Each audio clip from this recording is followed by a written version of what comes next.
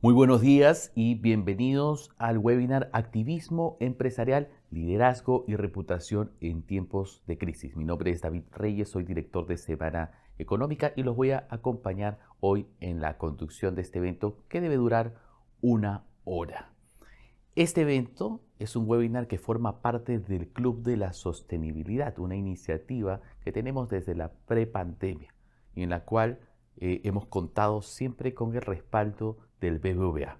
Esta vez, además, se ha unido en ese respaldo que es incondicional, importante para poder hacer este evento, StatCraft. También una compañía que en el Perú se está moviendo fuertemente en el tema de sostenibilidad. Voy a presentar rápidamente el panel para entrar en conversación. A quienes tenemos hoy día y nos acompaña. Está con nosotros Adriana Quiroz, ella es Country Manager del Pacto Global de las Naciones Unidas para el Perú. Adriana, ¿cómo estás? Hola, buenos días. Encantada de compartir este espacio con todos y todas.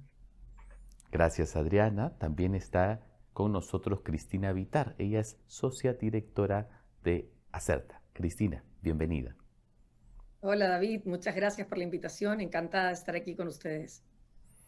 Anthony Vallabriga, también, o Tony me han dicho que te diga con esa confianza. Tony Vallabriga, director global de negocio responsable del BBVA.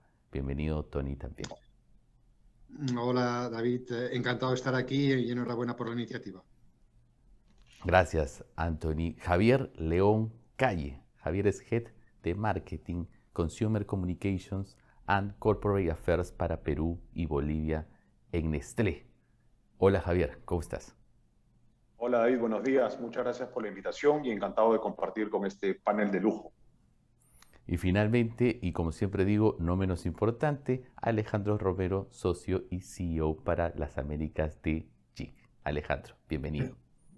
Muchas gracias, David. Sensacional iniciativa y un placer estar aquí con todos ustedes. Vamos a tener una ronda de unas 7 preguntas. Van a ir participando para la audiencia intercaladamente, algunos en algunas preguntas, otros en otras. Voy a ir marcándoles la pauta del orden también a cada uno de ellos y ellas. Quiero empezar por el rol del líder en las organizaciones hoy de cara a la sostenibilidad. Y en los últimos años este rol se ha hecho, digamos, más frecuente, más partícipe, en parte por los compromisos que exige la sociedad, exigen los clientes, los consumidores de las empresas y cada vez, además, con mucha más dureza, si se quiere, sobre lo social y sobre lo ambiental. También creo que hay que apuntar que ese rol del líder que se ha acentuado tiene un cierto cuestionamiento. Yo he visto casos en el Perú en los que de pronto un líder fuertemente involucrado sobre sostenibilidad después también puede ser criticado un poco a la interna, porque de pronto los resultados, y en pandemia ocurrió, no van tan bien. Y dicen, bueno, es que estaba preocupado de otros asuntos que no son parte del negocio. Hay esa crítica allí. ¿Cuál es el papel, en todo caso, que para ustedes debe jugar el líder de la compañía de cara a cimentar el posicionamiento de la empresa en los temas de sostenibilidad? Y también, por supuesto, qué tan protagónico debe ser ese rol en su relación con los stakeholders y en la comunicación que realiza el CEO. Empiezo por Tony, Adriana, Cristina y Javier. Tony, por favor. Sí, pues yo creo que es un muy buen punto, David, porque yo creo que cada vez más los CEOs, las CEOs, pues entendemos que efectivamente este viaje de la sostenibilidad es un viaje de la oportunidad. Evidentemente también hay que gestionar los riesgos ambientales y sociales, pero sobre todo desde la perspectiva de oportunidad de negocio, ¿no? Por nuestra experiencia, por mi experiencia también y que he visto en otras compañías, al final, bueno, evidentemente el CEO, la CEO es clave para fijar esa ambición, ¿eh? Y para definir un poco cómo entiende que la sostenibilidad tiene que, de alguna forma, formar parte de la actividad del negocio, ¿no? Yo siempre digo que hay como una evolución, ¿no? Hay como 4 niveles en la evolución del CEO, de la CEO, en este proceso, en este viaje de la sostenibilidad, ¿no? Primero, algunos CEOs te piden pues que gestiones ciertos programas sociales, que pongas en valor lo que está haciendo la compañía. Yo creo que en esta primera fase, pues el verbo principal, que yo digo, es comunicar, ¿no? Luego se suele evolucionar a darse uno cuenta, los CEOs, a que efectivamente esto de la sostenibilidad pues, puede aportar negocio, puede ayudar a mitigar ciertos riesgos y puede sobre todo ayudar a mejorar la compañía, ¿no? En esa fase es cuando el CEO entiende que la sostenibilidad es una oportunidad que le va a ayudar a mejorar la compañía y por lo tanto el verbo es mejorar, ¿no? Luego hay un tercer nivel, un tercer eslabón en esa escalera, ¿no? Hacia integración de la sostenibilidad, que es el momento en el que uno se da cuenta de que esto no es un cherry picking, sino que efectivamente puede haber una visión más estratégica de la sostenibilidad, ¿no?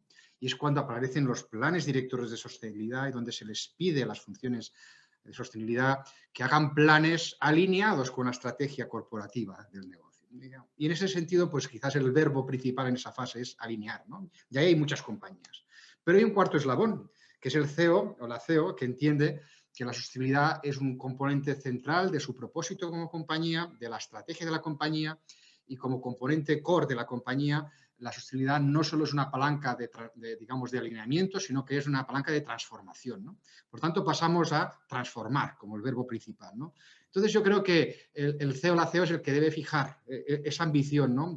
O de comunicar, de gestionar y mejorar, o delinear o bien de transformar, ¿no? Y creo que ese es un viaje que vivimos en las compañías. En el caso de BBVA estamos en pleno proceso, digamos, de transformación profunda y yo creo que es una buena manera de simplificar el rol protagónico que tiene el CEO o la CEO a la hora de definir este viaje en la sostenibilidad y los negocios, ¿no? Gracias, Tony. Me quedo con una palabra que me parece clave, alineamiento. Adriana, por favor. Bueno, primero que todo me disculpo con todos y todas porque estoy mal de la garganta, entonces les prometo que voy a ser muy puntual y muy rápida en mi intervención. En el Pacto Global de las Naciones Unidas, nosotros, al ser la iniciativa de sostenibilidad corporativa más grande del mundo, contamos con 15.000 empresas que son participantes. Y el año pasado les hicimos esta pregunta. Y el 79% de los y las CEOs participantes dicen que la pandemia ha dejado clarísimo que es muy necesaria en este momento ya una transición a modelos de negocio más sostenibles. Ahora, un líder en sostenibilidad lo que busca es generar cambios y un CEO que no aproveche su voz, que no aproveche su influencia, pierde la oportunidad para generar estas transformaciones sistemáticas que son clave para enfrentar estos grandes desafíos que tenemos hoy en día, ¿no? Tenemos inequidad por todos lados, tenemos una crisis climática que está encima y bueno, y ahora esta guerra, ¿no? En el Pacto Global, ¿nosotros qué hacemos? Nosotros nos aseguramos de darle a estos CEOs las herramientas para que sus palabras no sean vacías, ¿no? Y que alineen a las empresas, volviendo al tema de alinear, con estos estándares que son los estándares más altos a nivel internacional, en temas de derechos humanos, de derechos laborales, de medio ambiente y anticorrupción. Creo que también es tremendamente importante notar que para hacer y para tener liderazgo en temas de sostenibilidad, un CEO tiene que tener ciertas características. Tiene que tener un pensamiento sistémico, porque los temas de sostenibilidad están interconectados y tiene que poder ver estas conexiones. Tienen que ser inclusivos porque no pueden dejar a nadie atrás.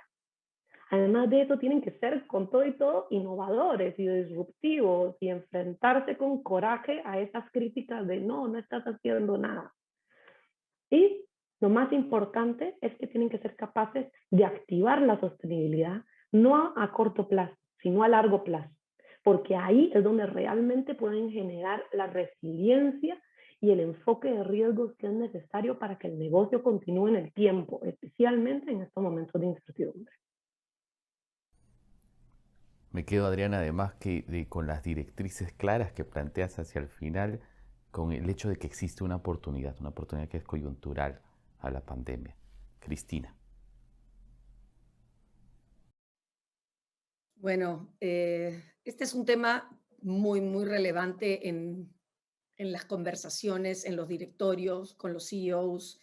La verdad que la conversación está cambiando de manera radical, como bien decía Adriana, la pandemia, pero no solo la pandemia, las cantidades de crisis de confianza, los movimientos sociales en los distintos países, los problemas de sostenibilidad y medio ambiente han puesto a los líderes de las compañías en un lugar mucho más exigente y por lo tanto volviéndolos mucho más centrales en el éxito de lograr el posicionamiento, la reputación y la inspiración de las compañías.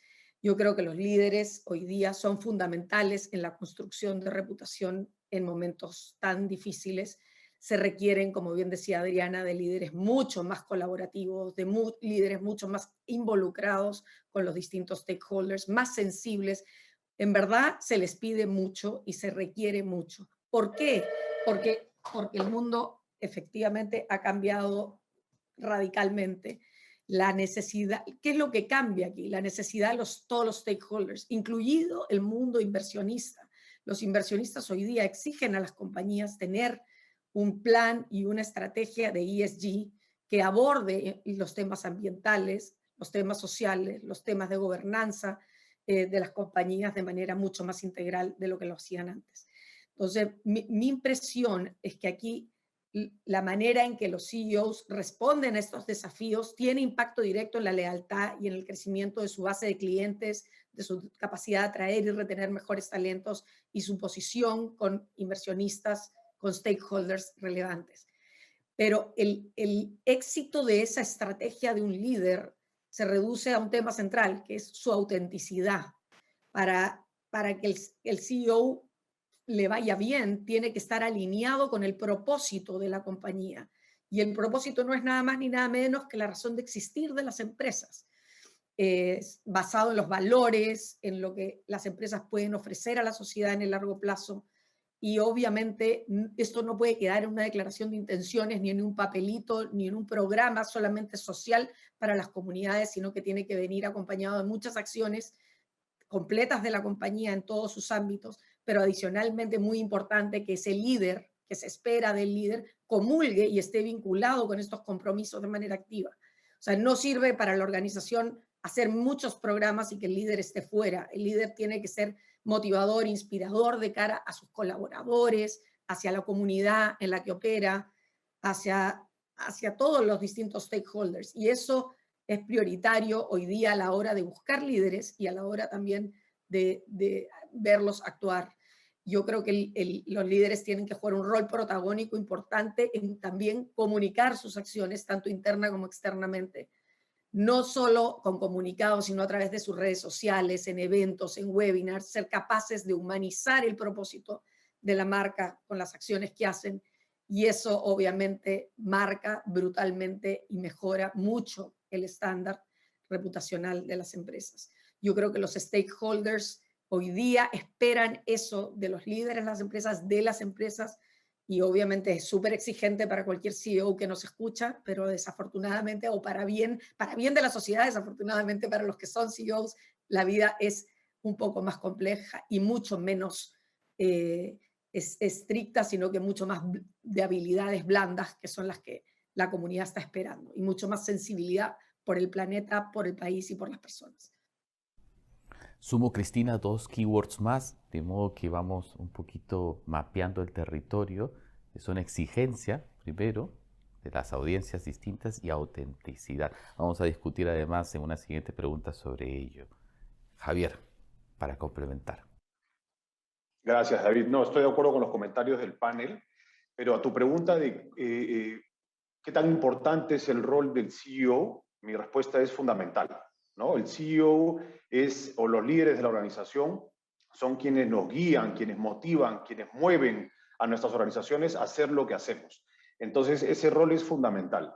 En el caso de Nestlé, nosotros lo que estamos viendo además es como una ventaja competitiva, ¿no? Este tema de la sostenibilidad, la creación de valor compartido, como le llamamos nosotros, es una ventaja competitiva. Y lo hacemos hace muchos años transversalmente, pero si el líder de la organización, ¿no? Y aquí también conectando con lo que dice Cristina, no es genuino, ¿no? No es transparente con esto y lo toma como suyo, no va a funcionar, ¿no? Entonces, lo importante es, creo yo, como el líder traslada esto, en nuestro caso, por ejemplo, como una ventaja competitiva.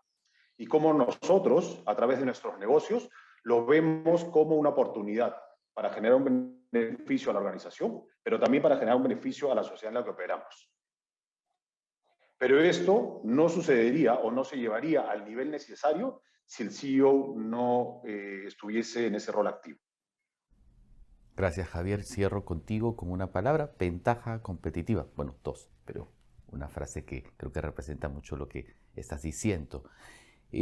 Paso a una segunda pregunta, ahora esta vez con Alejandro, para que tenga una primera intervención, después Tony y Adriana, sobre, y ustedes lo han mencionado, autenticidad, lo decía Cristina.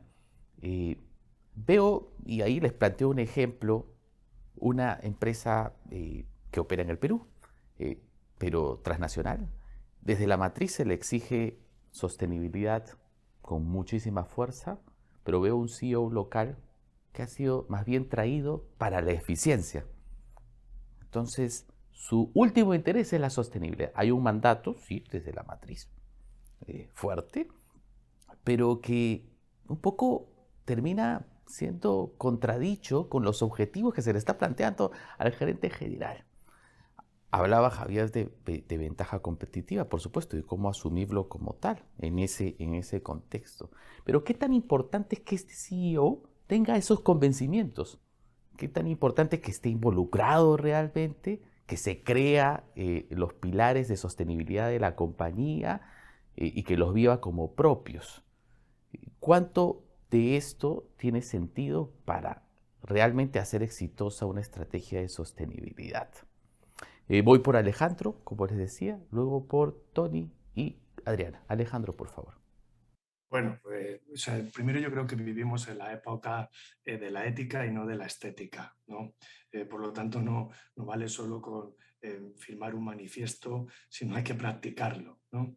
Y la sostenibilidad se practica, ¿no? Uno necesita un modelo de gobernanza que asegure esa gobernabilidad.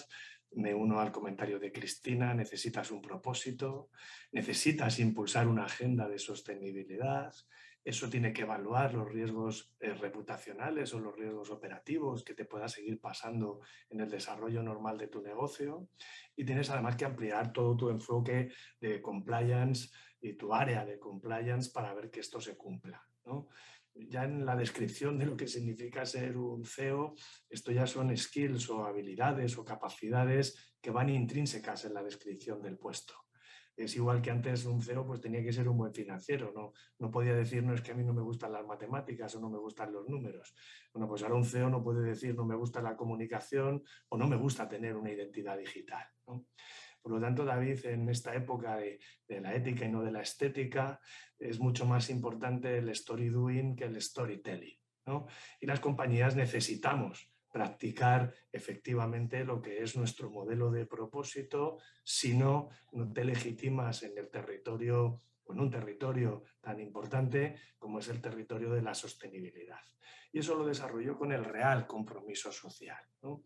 Cuando uno define que es un CEO activista, tenemos que ver ejemplos como la posición de Coca-Cola o Home Depot o Delta respecto de la limitación del voto en Estados Unidos, ¿no? Eso es un CEO activista, alguien que identifica un hecho social colateral posiblemente al desarrollo del modelo operativo de la compañía, pero que inmediatamente es un hecho de sostenibilidad porque defiende que no se puede limitar el voto o el derecho universal al voto en una democracia, ¿no? Y se pronuncia teniendo en cuenta a sus stakeholders y asumiendo el riesgo de que haya stakeholders que estén de acuerdo o no estén de acuerdo con esa posición.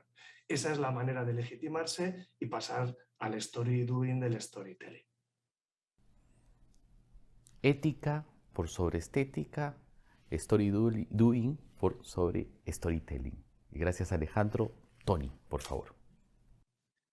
Sí, bueno, David, yo creo que has puesto un tema importante sobre la mesa, ¿no? Que es cómo trasladar esa visión o esa ambición del CEO, ¿no? A que realmente esto se traslade en el día a día de la organización, ¿no? Y cómo esto tiene que formar parte de la agenda, ¿no? No solo del CEO en Perú, sino también del responsable de recursos humanos, de riesgos, del de finanzas, del desarrollo de negocio, etcétera, ¿no? Yo creo que ahí hay como tres mecanismos que creo que son fundamentales, ¿no? Primero, que efectivamente la sostenibilidad sea una parte realmente incluida en la estrategia de la compañía, ¿no? Y como decía también antes el caso de Nestlé, ¿no? Pues oye, pues esto está forma parte de nuestra estrategia, vemos que es una oportunidad de negocio para la compañía y que haya una intencionalidad, ¿no? Que efectivamente cuando queremos crear ese impacto positivo no se trata solo de poner los ODS en aquellas áreas que contribuimos, sino utilizar los ODS como un input a la hora de definir nuestra estrategia, ¿no? Por lo tanto, primera recomendación importante, que la sostenibilidad debe dejar de ser una conversación paralela y tiene que ser parte nuclear de la estrategia, con las métricas y los KPIs que toca, y eso hará que eso permee y baje la organización tanto a las geografías como a las áreas, ¿no? La segunda clave yo creo que es la organización, es cómo nos organizamos. Efectivamente puede haber un área de sostenibilidad que impulse. Nosotros tenemos un área de sostenibilidad que entendemos que es un área de negocio que hoy reporta directamente pues, al CEO y al presidente, ¿no? Pero ahí me voy un poco a lo que trasladó nuestro presidente hace un par de años cuando estábamos haciendo nuestro plan estratégico, ¿no? Que en un comité de dirección, pues al final de la sesión, pues concluyó diciendo a todos los miembros del leadership, ¿no? Hey guys, this is not going to be a Tony's issue anymore, this is your issue, ¿no? Esto tiene que dejar de ser el tema de Tony y tiene que ser el tema de todos vosotros, ¿no? De riesgos, de finanzas, de recursos humanos, de compras, de los country managers, para que realmente haya un ownership y lo integremos y lo integren todo el mundo en su día a día, ¿no? Y la tercera recomendación, pues compensación. Somos humanos y nos mueve lo que nos mueve, lamentablemente, y efectivamente en la medida que integremos métricas de desempeño en la compensación, hará que el country manager en Perú pues, se preocupe de integrar la sostenibilidad en su negocio, hará que en riesgos lo haga, hará que el responsable de recursos humanos lo tenga presente y así sucesivamente, ¿no? Por lo tanto, estrategia, ownership de las áreas y efectivamente vinculación en la compensación. Y que yo lo resumiría como lo hacemos core, lo hacemos integral y lo compensamos, porque también es necesario hacerlo. Adriana, por favor. Me encanta justo lo que dijo Alejandro sobre el tema de que ya no es tanto storytelling, sino story doing. Creo que eso es tremendamente clave porque nosotros lo que buscamos ya no es solo palabras y compromisos, buscamos acciones. Y no solo buscamos acciones, buscamos que las empresas eleven la ambición y al mismo tiempo eleven el nivel del estándar más mínimo que tienen. Nosotros lo que buscamos es que reporten con total y completa transparencia, de manera pública, y que esto no lo hagan solamente hacia el directorio, sino que lo hagan de una forma en que todas las personas podamos saber hacia dónde van. ¿Por qué? Porque la sostenibilidad no está separada del negocio. Ha habido en el pasado un problema, digamos que de costos ocultos, ¿no? Porque al no incluir todo lo que son los temas ambientales, sociales y de gobierno corporativo en el análisis del negocio, estabas perdiendo oportunidades, inclusive podías asumir bastantes riesgos sin darte cuenta. Al incorporar todos estos estándares, llámale ESG, llámale sostenibilidad corporativa, llámale como quieras, pero que sean integrales, ya tú puedes ver y asignarle precios, montos, costos a todos estos riesgos y poder entender realmente las oportunidades que hay para la empresa. Por eso yo creo que esta parte de tomar acción y de integrarla es clave.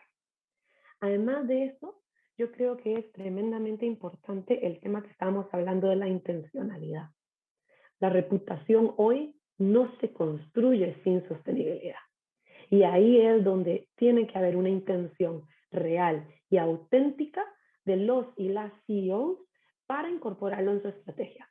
O si no, les va a pasar lo que le ha pasado a muchas empresas en el pasado. Dejan de existir, se vuelven irrelevantes en su contexto actual.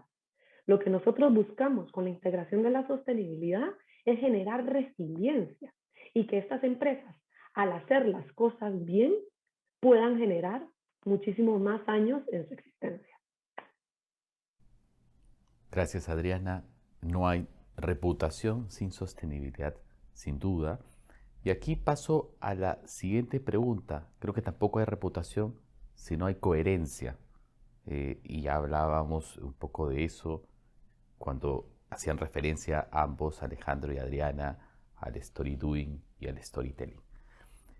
Pero, y aquí había una duda, creo que es válida, en el mercado. CEOs, hombres y mujeres en el mercado peruano me han dicho, pero es que si yo me involucro y pongo esos valores sobre la palestra y me hago activista, en el momento en el que cometa un error, la crisis va a ser mayor, porque me van a tratar como activista, me van a decir, bueno, pero tú no estabas enarbolando esas banderas y ahora haces esto, ahora te pasa esto. Entonces, de cierta manera lo ven como un riesgo. O sea, ¿para qué? Mejor me quedo en mi tribuna, callado, hago mi negocio, no me involucro en estos temas y no me expongo a ese riesgo, ¿no? Vivimos en un mundo de crisis permanente. Las redes sociales ahí incluso lo empujan muchísimo más. ¿Cómo debe reaccionar la empresa ante estas crisis? ¿Cómo lo debe hacer además en las primeras horas?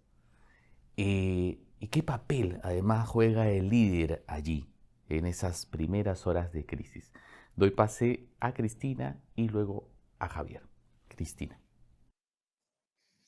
Bueno, las crisis hoy día son casi permanentes. O sea, si vivimos, si miramos lo que pasó con la pandemia, 2 años de básicamente crisis para las empresas, hoy en día estamos en un mundo con guerra que nos impacta por el precio del petróleo. O sea, la verdad que la cantidad de riesgos y situaciones críticas a las que están enfrentadas las compañías es gigantesco y cada vez mayor, especialmente en un mundo tan hiperconectado en materia de redes y de comunicación, donde todo es transparente y todo se sabe.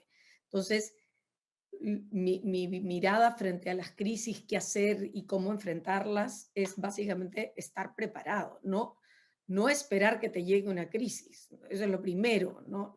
Básicamente prepararte, mapear muy bien tus riesgos con tiempo, tener hecho un plan, un manual, haber entrenado a tu compañía a enfrentarlo. Siempre hay crisis inesperadas, pero cuando uno tiene un motor de preparación en crisis, claramente las compañías lo enfrentan mejor.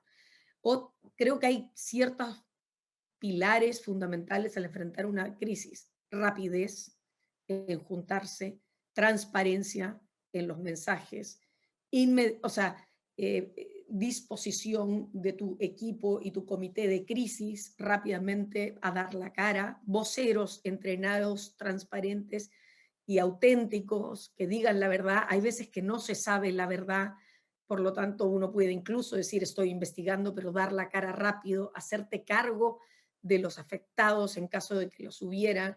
Eso es demasiado importante. Y aquí juega un rol, como bien decías tú, al inicio, el líder. O sea, el líder se juega aquí en las crisis toda su credibilidad. Y cómo aborda ese comité de crisis, cómo lo dirige, claramente es muy relevante. Yo creo que las características de un líder en crisis claramente lo estresan porque tiene que entrar a controlar mucho sus impulsos, tener baja ansiedad, mucho autocontrol, que es muy difícil, capacidad de liderazgo, ser comunicativo, ser realista pero optimista, porque uno tiene que tratar de salir de las crisis en ese momento, y el hacerse cargo, el involucrarse, el que te importe, ¿no? Y yo no sé si ustedes se acuerdan, hace mucho tiempo, pero una de las empresas de Richard Branson, que es Virgin Galactic, se estrelló el VSS Enterprise en su minuto, el 2014, y ahí murió el piloto y se hirió gravemente el copiloto, y él, Richard Branson, él mismo entró en acción rápidamente, puso un tweet inmediato. Hoy día tienes herramientas ágiles con las que puedes actuar en una crisis. Él puso un tweet rápidamente, él personalmente, no a través de un comunicado ni un gerente, dando las condolencias a la familia de los pilotos, prometiendo hacer todo lo posible para apoyarlos. Luego subió un mensaje más grande al blog, que también tiene un blog.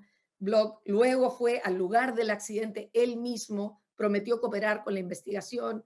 O sea, al día siguiente lanzó una conferencia de prensa. Lo que les quiero decir es que herramientas y capacidades hay muchas, pero es el rol de ese líder, de cuánto se involucra y cuánto se mete, lo que determina si la ciudadanía de alguna manera no te entiende y te acoge, porque nunca es difícil que te perdonen, pero si eres auténtico nuevamente, si eres transparente, la probabilidad de enfrentar una crisis mejor es mucho más alta.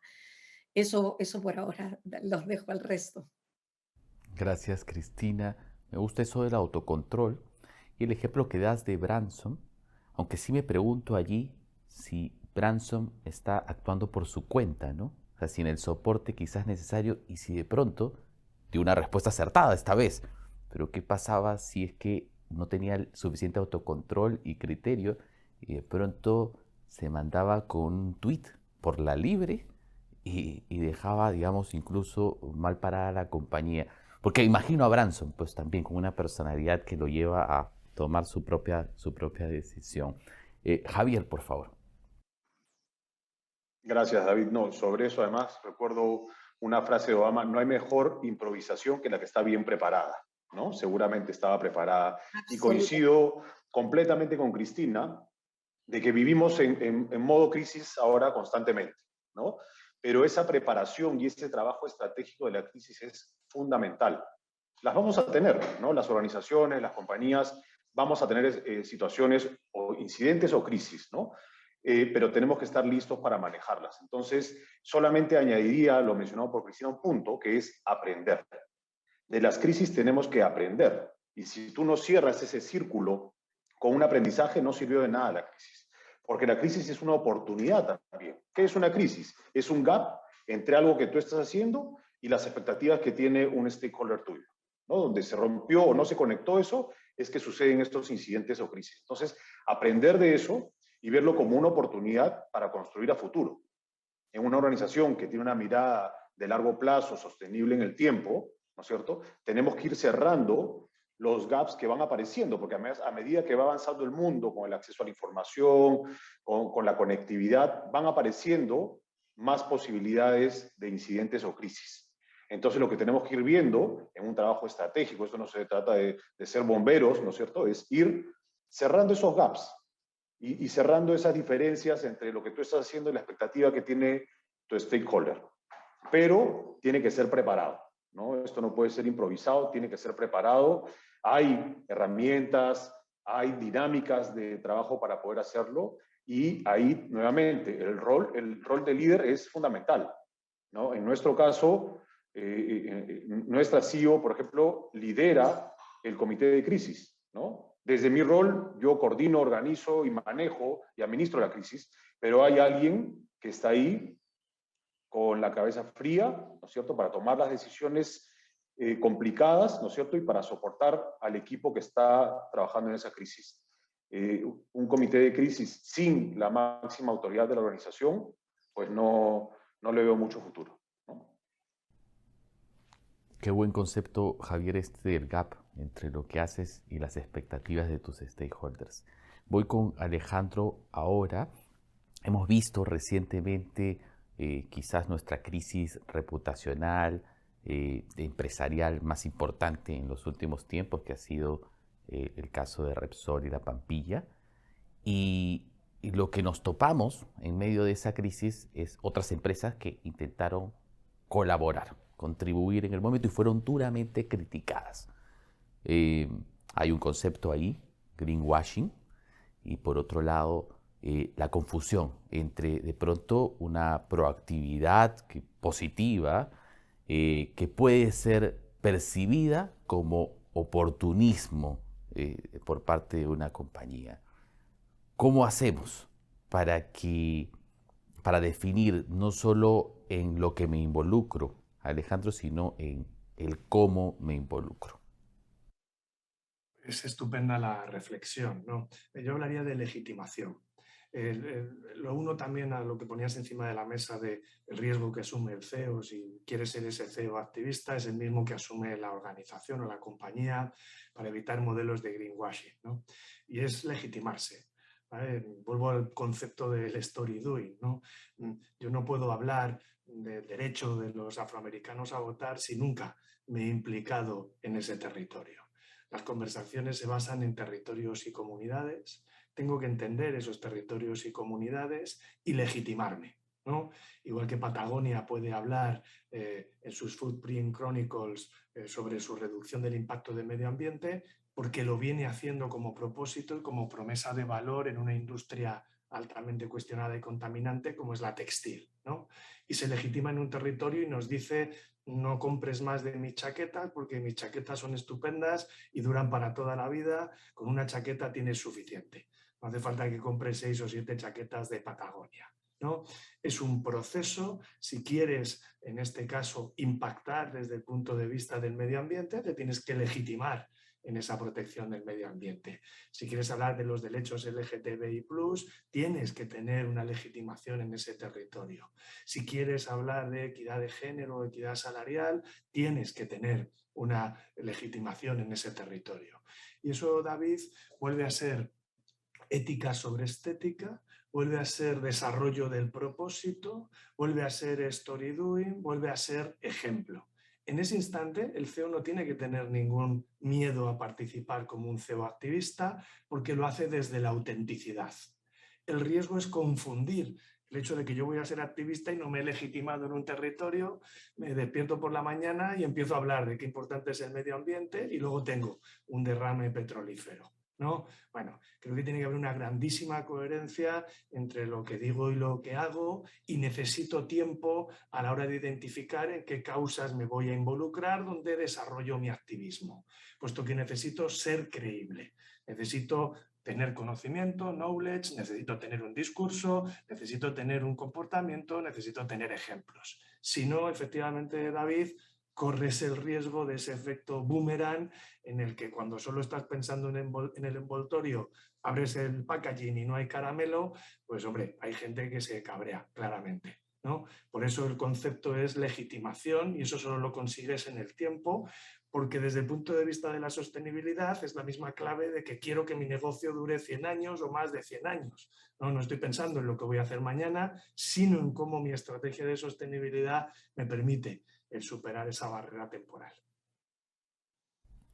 Coherencia, credibilidad, legitimidad. Ahí me quedo con varias palabras que están fuertemente asociadas. Y una más, territorios. Y aquí quiero entrar a la siguiente pregunta con eso. O sea, ¿cómo defino mis territorios? ¿Cómo defino cuáles son los ad hoc para mi compañía? Porque existen múltiples causas, digamos, en el mercado que están allí para que podamos tomar, anclarnos en ella, posicionarnos como en este concepto de en un territorio. ¿Cómo los escogemos? ¿Cómo definimos en cuáles de esas causas o territorios se debe involucrar nuestra empresa? Entonces voy pase a Tony, a Adriana y a Javier. Tony, por favor. Sí, bueno, David, bueno, y voy a tirar también de esa intencionalidad que antes he comentado y que Adriana también destacaba, ¿no? Yo creo que, como decía antes, tiene que integrarse en la estrategia de la compañía, y la integración, como decía, no pasa por crearse un marco propio, sino que tenemos un marco excepcional, que es el marco de los ODS, que define esos 17 ámbitos de interdependencia de nuestro mundo, que es la agenda de desarrollo para los estados, pero también para las empresas. Y ese marco de referencia, que es excepcional, pues utilizarlo de la forma adecuada, ¿no? Y antes decía un poco ese símil, ¿no? No debe utilizarse los ODS como un buen marco de referencia para pintar nuestro informe anual y ver dónde estamos contribuyendo, que también, sino sobre todo incorporarlo como un ejercicio ex ante, ¿no? En la reflexión estratégica, y definir aquellas áreas en que, dadas tus capacidades como compañía, tus competencias, tu alcance, puedes realmente generar el mayor impacto y puedes contribuir aportando soluciones a tus clientes, ¿no? En esta transformación que tiene que hacer el mundo, ¿no? Y eso es lo principal, identificar aquellos ODS foco en los que va a ser la guía, ¿no? En nuestro caso, decidimos que había 5 ODS y 2 áreas de actuación, ¿no? Un área muy orientada a lo que es la transición climática, la acción climática, con objetivos como el 7, el 13, pero también todo lo que tiene que ver con economía circular, el ODS número 12, y también un segundo área de trabajo importante en crecimiento inclusivo, ¿no? Que es el ODS 8 y el ODS 9. Al final, lo que tratamos es de definir con intencionalidad dónde queríamos crear soluciones realmente de impacto para nuestros clientes y dónde podía ser más oportunidad de negocio también para el banco, y concentrar luego pues todos nuestros esfuerzos en abordar. Por lo tanto, yo creo que hay, como toda estrategia, hay que hacer un ejercicio ciertamente de foco. Eso no quita que hay otros ODS en los que hay que dar respuesta, Y lo estamos haciendo con nuestra actividad directa, también con la gestión que hacemos en programas sociales, pero cuando nos centramos en el negocio, pues es importante priorizar en aquellos 2, 3, 4 ODS que son al final los que dan sentido a nuestra estrategia, ¿no? Genial, Tony. Foco en algunos ODS que hagan match con nuestro propósito y la razón de ser de nuestra empresa. Adriana, por favor. Siento que me va a faltar tiempo porque todos han dicho cosas tan interesantes y tan importantes que quiero comentar todas. Pero creo que aquí ahorita lo que me voy a quedar es con un mensaje tremendamente importante y es que es hora de que derribemos los mitos. La sostenibilidad es un buen negocio y hay demasiados estudios y demasiados casos prácticos para comprobar. Entonces, que una persona, un líder especialmente, venga y diga, no, yo mejor me quedo calladito para no meterme en problemas, en realidad esa es una acción política también y también puede ser criticado por el silencio. Mi recomendación, la recomendación del pacto es que tenemos nosotros temas transversales que tenemos que trabajar en sostenibilidad. Sí, hay que priorizar, por supuesto, y eso lo hacemos analizando riesgos y analizando la naturaleza del negocio. Pero a estos temas transversales estamos hablando de derechos humanos, derechos laborales, medio ambiente, anticorrupción, que tenemos que tratar y que son clave para cualquier tipo de gestión real de sostenibilidad. Ahorita es el momento, por toda esta crisis y la incertidumbre perenne que tenemos, de escalar nuestra ambición y de escalar nuestras contribuciones tanto a la Agenda 2030, a los ODS que mencionaba Anthony, pero también al Acuerdo de París, por ejemplo, porque la crisis climática la tenemos encima. Y nuestro plan estratégico dentro del Pacto Global es ofrecer esta serie de herramientas y de guías para apoyar a los líderes y a las empresas, no solo con esta priorización y con este alineamiento, pero también con hacer un compromiso público y elevar la ambición. Ahora, ¿qué hemos notado nosotros en las empresas? Que a veces llegan al momento de decir, sí, este tema es importante, sí, lo vamos a priorizar, vamos a hacer una política, vamos a hacer un compromiso, y se quedan ahí. Nosotros lo que necesitamos es que empiecen a desarrollar KPIs, que empiecen a desarrollar métricas, que empiecen a sacar a la sostenibilidad del silo donde la han metido históricamente y la lleven a toda la empresa. Como la iniciativa de sostenibilidad corporativa más grande, nosotros lo que hacemos es exigirle a nuestros participantes un reporte anual. Y a partir del próximo año, este reporte va a ser muchísimo más detallado, donde vamos a pedirles no solo que nos diga qué temas han priorizado, pero también cómo están haciendo para prevenir los riesgos asociados a ese tema. Cómo están desempeñándose en este tema. Y en caso de impacto negativo, porque no todo es bonito, tienen que decirnos cómo lo están remediando y cómo lo están comunicando. Y todo esto es de forma pública y transparente, porque necesitamos esa coherencia, necesitamos esa ambición y necesitamos elevar la manera en que las empresas están trabajando y el nivel y la rapidez en que están trabajando. Hay marcos maravillosos para hacerlo, tanto los 10 principios del Pacto Global como la Agenda 2030 de los ODS. El punto es que empiecen a actuar y empiecen a hacerlo ya, porque les agarró tarde si no lo han hecho. Mencionabas, Adriana, KPIs y efectivamente tengo en la cabeza una empresa que decía, bueno, si el objetivo del scorecard es comercial, bueno, ¿cómo pretendo que el trabajador, el colaborador se involucre realmente con los asuntos de sostenibilidad si las exigencias que le estoy planteando a lo largo del año son estrictamente de negocio y digamos, de llegar a ciertos números?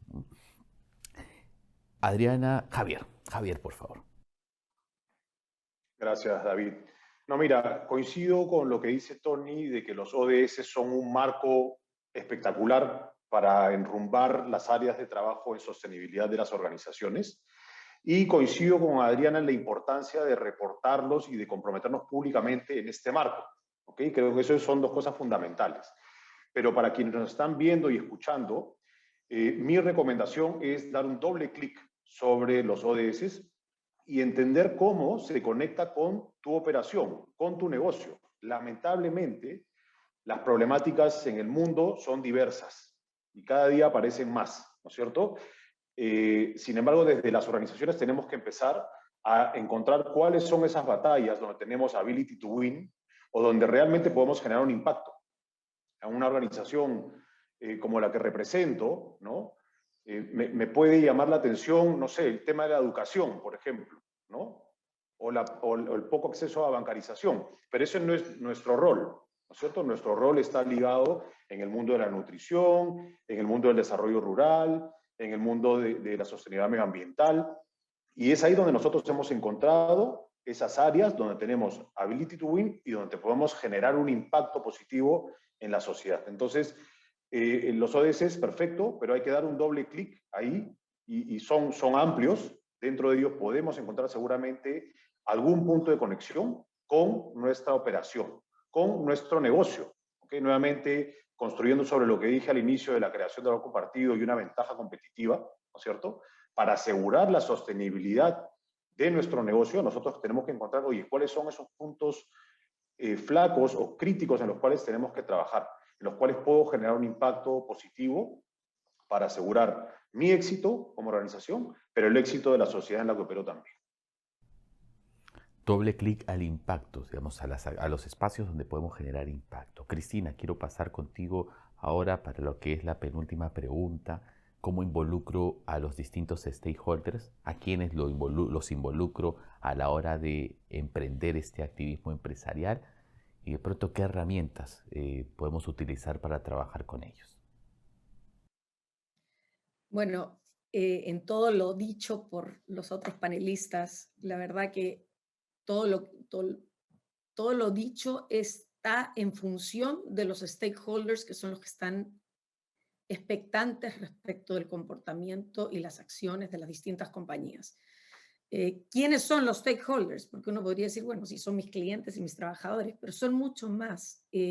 Tienes que pensar en las autoridades que te regulan, si eres empresa regulada, en las ONGs, en las asociaciones de consumidores, en los influencers, en las redes sociales, en distintos las comunidades donde operas para partir, que para empresas como las mineras o energéticas que están en los territorios, claramente es demasiado relevante. Entonces, ¿qué es lo primero aquí? Mapear muy bien a tus stakeholders, entender muy bien sus intereses y qué esperan de ti y cómo tú puedes contribuir a su vida, a ser una mejor, como empresa, poder contribuir a que tus trabajadores tengan mejor vida laboral y que sientan que hacen un impacto en el mundo y que siguen un propósito, que tus comunidades sientan que eres un aporte y no un mal vecino, que tus asociaciones de consumidores sientan que eres justos con los consumidores, no un abusador, que las organizaciones o autoridades en materia de libre competencia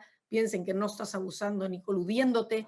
Desde el punto de vista de cada stakeholder, sus intereses son muy específicos respecto a la compañía. Obviamente los clientes están preocupados del producto o servicio que uno le presta y el precio, pero es muy, muy importante no solo mapear quiénes son, sino quiénes son sus intereses, cuáles son sus intereses, qué esperan de ti y cómo los abordas.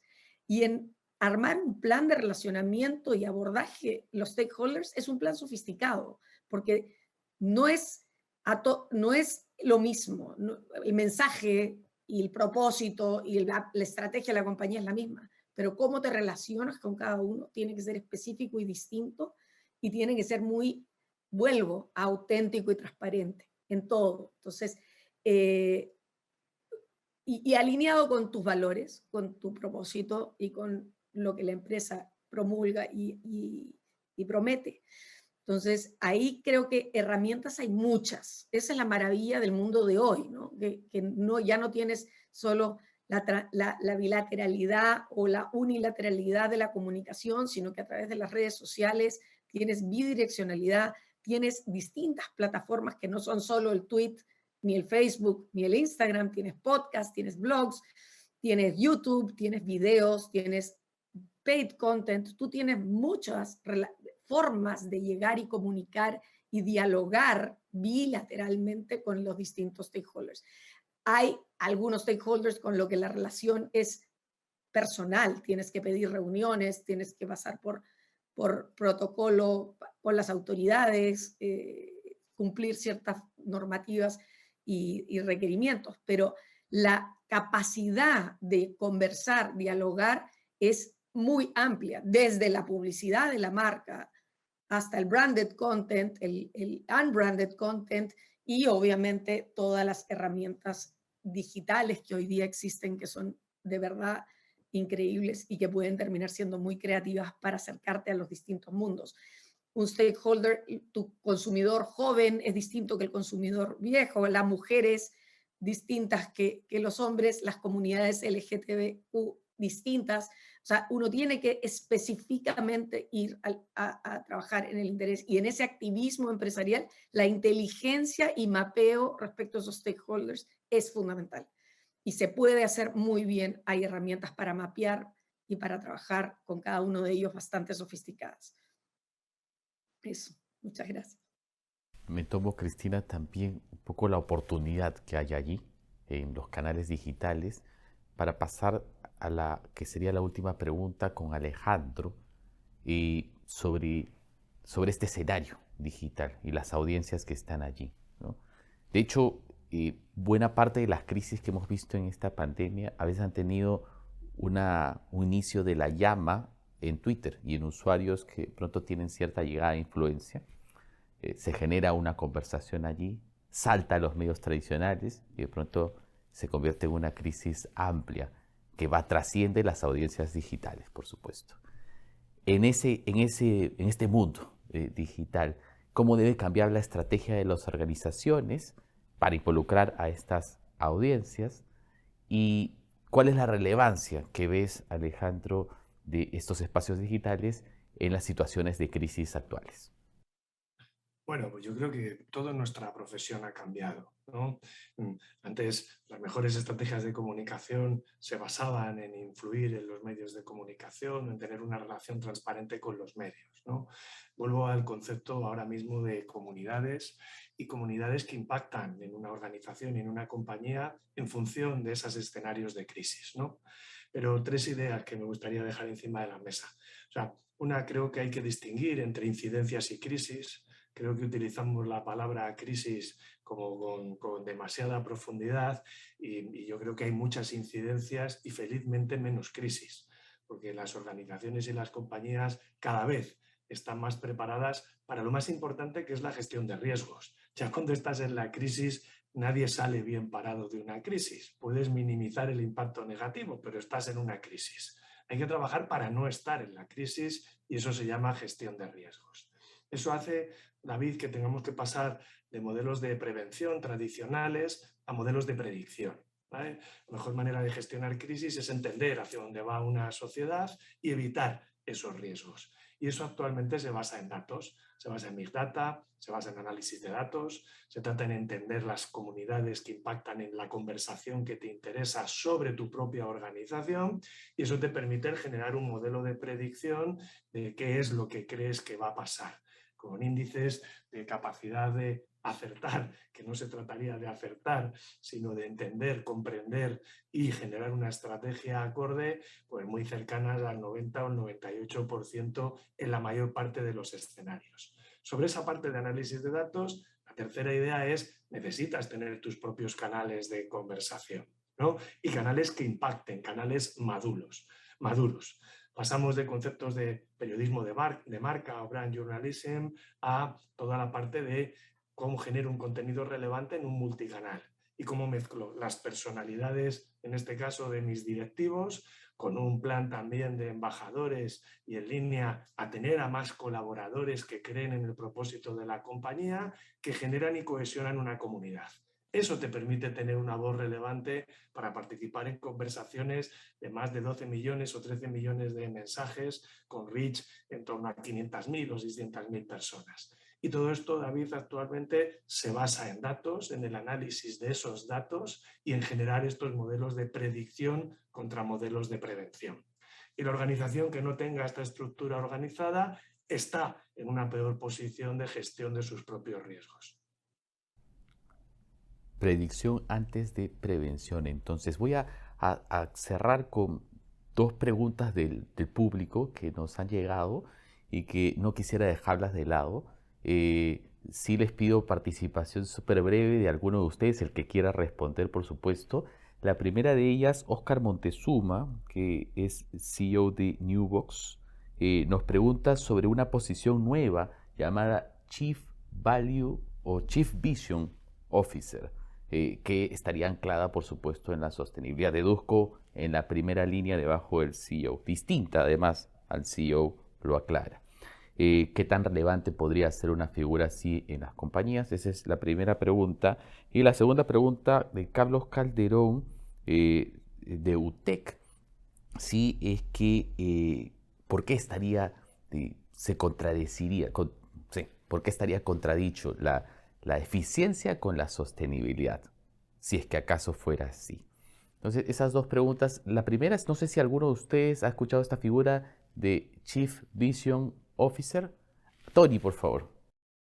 Bueno, no lo he escuchado en sí mismo como tal, pero pues me parece pues, singular, ¿no? Sin duda. Yo creo que al final va muy apalancado con esa idea del propósito y de alguien que vele por el propósito y que se integre ese propósito de la compañía en el día a día. Pero yo creo que eso es una función nuclear del propio CEO, ¿no? De la propia CEO, ¿no? Por lo tanto, lo que sí que vemos que la experiencia que tenemos es que la función de sostenibilidad puede tener un mayor o menor ambición, ¿no? Es importante que esté sentada en el comité de dirección, reportando al CEO o la CEO, ¿no? Y en nuestro caso hemos ido, yo creo, un paso más, ¿no? Porque no solo es una función de apoyo a todas las áreas para que se integre la sostenibilidad y de challenge también, para que se fijen esos estándares y se cumplan, sino también, en nuestro caso, todos los responsables de desarrollo de negocio no solo reportan al responsable global de desarrollo de negocio, sino también al director de sostenibilidad.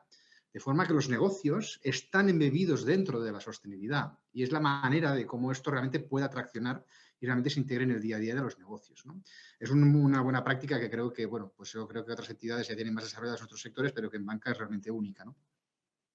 Yo ahí aportaría, si me permites, David, Dale, en esa sí. figura de debate del Chief Vision, también hablábamos del Chief Reputation Officer, o sea, se han especulado con diferentes posiciones. En nuestra propia experiencia, yo diría que al final vuelve otra vez a estar la reputación en el centro y si quieres tener la reputación en el centro es el CEO el que la lidera, ¿no?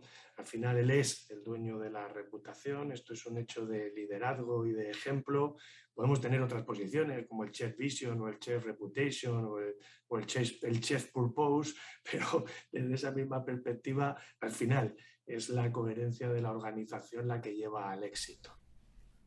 Y lo último, Y- como les comentaba, perdón, estoy cortando a no, no, alguien, lo no, dale, siento. dale. Sí. No, Cristina, no, simplemente comentar cortito. Este Chief Vision Officer se ve mucho en las compañías nuevas, más modernas, más startups. Las grandes corporaciones aún no han incorporado eso, pero tiene que ver con el cambio dinámico que está pasando en el mundo en materia de regulación, globalización. O sea, hay tanta tendencia al cambio que un CEO a veces requiere de alguien que lo ayude a estar mirando las tendencias que se vienen y a prospectar el negocio hacia adelante, ¿no? Y su sostenibilidad en el tiempo. y cierro con lo que me comentaban, ¿se contrapone finalmente eficiencia con sostenibilidad o no? Para quien quiera tomarla, por supuesto, Adriana y Claro, Cristina. bueno, primero con la anterior, yo creo que un chief, lo que sea, que esté encargado de sostenibilidad es clave, ¿no? Porque necesitas a alguien que tenga esta visión sistémica y que pueda conectar todos los puntos, porque sostenibilidad se lleva a cabo en muchísimas diferentes áreas de la empresa, ¿no? Por ahí escuché una vez a alguien que me dijo de que, bueno, si hacemos y gestionamos bien la sostenibilidad, entonces mi trabajo como persona encargada de sostenibilidad va a dejar de existir. Y no es cierto. Eso es como decir que el trabajo del CFO deja de existir porque todas las áreas hacen su presupuesto, ¿no? Eso por un lado. Y el tema de esta dicotomía falsa entre eficiencia y sostenibilidad es tremendamente importante. Porque cuando uno empieza a gestionar la sostenibilidad, en realidad uno empieza haciendo muchas eficiencias. Veamos, por ejemplo, la acción climática. Lo primero que hay que hacer es reducir emisiones. Y eso lo haces a través de eficiencia, ¿no? Y cuando ya empiezas a encontrarle los costos ocultos a toda esta inacción o acción equivocada en diferentes temas sociales y de gobierno corporativo y ambientales, lo primero que tienes que hacer es limpiar y decir, bueno, ¿a dónde voy a poner yo todos mis recursos? ¿Cuáles son los temas que estoy priorizando? Y es un ejercicio de eficiencia total y completamente natural, ¿no? Cristina, ¿querías mencionar algo? No, David, me parece lo que dice Adriana totalmente cierto. O sea, no vas a ser eficiente si no eres sostenible. O sea, no hay, esto no hay aquí hay una oposición en las visiones. Es un error pensarlo así. Y te lo digo desde el punto de vista de stakeholders. O sea, si no eres sostenible, no te van a comprar tus productos. Si no eres sostenible, te van a botar de las comunidades. Te van a sacar del territorio. Si no eres sostenible, tus trabajadores te van a dejar y el talento va a irse. Entonces, finalmente, están entrañablemente unidos. No hay aquí, es una dicotomía, creo, como dice Adriana, falsa y no es bueno quedarse pegado ahí. Creo que hay que evolucionar. Veo a Alejandro levantando la mano, no quiero Sí, dejarlo fuera. Javier también. A ver, No, vamos con Javier, porque a Javier ver, creo que tenía urgencia de salir. Javier. sí, solo para complementar en ambos casos, ¿no? Esta posición de la que comentan, en organizaciones como la mía, por ejemplo, es el equipo de asuntos corporativos, ¿no? Nosotros tenemos un sitio en el directorio de la compañía y asesoramos al CEO en tendencias, riesgos, incidentes y oportunidades.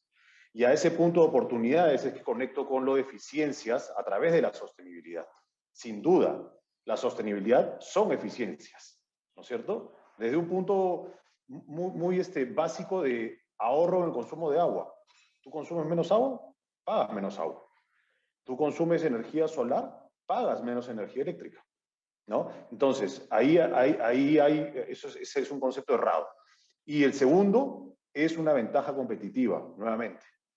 Trabaja la sostenibilidad como una ventaja competitiva, conéctala con tus marcas, conéctala con tu negocio, ¿no? Y así lo haremos de una manera sostenible y en largo plazo. Alejandro.